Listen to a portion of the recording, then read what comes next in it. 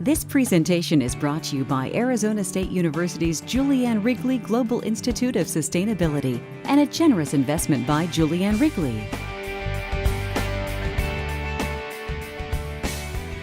What is a dictatorship?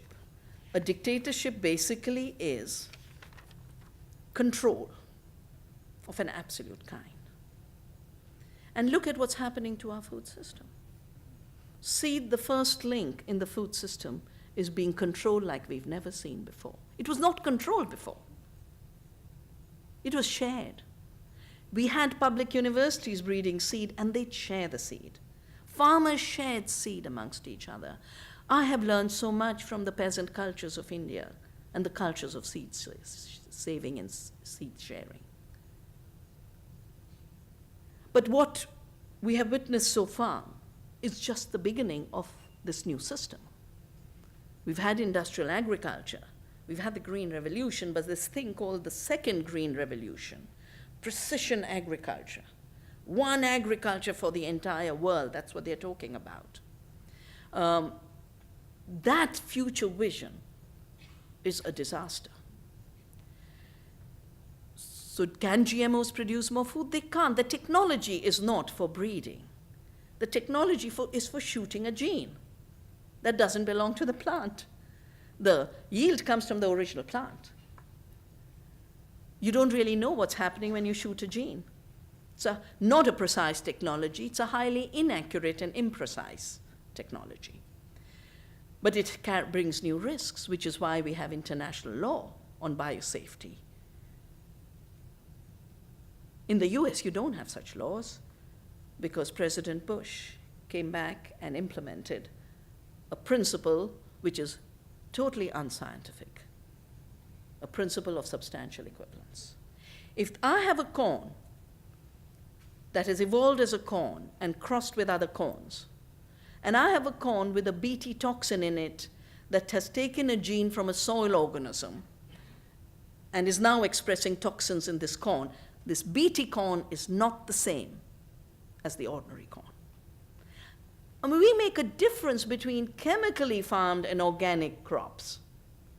And here we are tampering with the very genome of the crop and saying it's the same.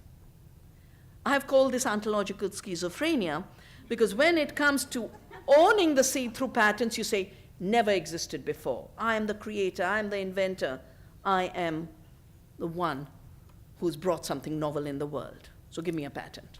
And they say, okay, this thing you brought into the world that's so novel, can we please look at it and see what impacts it has on the environment, on the pollinators, on the soil organisms? Can we please look at what it does to our health?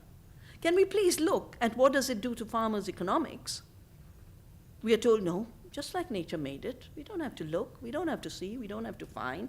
And by not doing anything, we declare safety. And then we go around bullying the world, which does experiments on safety, to say it's unscientific. So we have all the evidence that working with the earth, we produce more food. Working with the earth, we produce better food. And this is scientific. It's scientific to work with the laws of nature. It's unscientific to cook up laws and impose them on nature and humanity. So the earth is inviting us to create food democracy as a way of restoring earth democracy. To decline her invitation at this point of our species' evolution would be to live in a dictatorship for a short time and not live at all in the long run. And that, I'm sure you agree, would not be a very intelligent choice.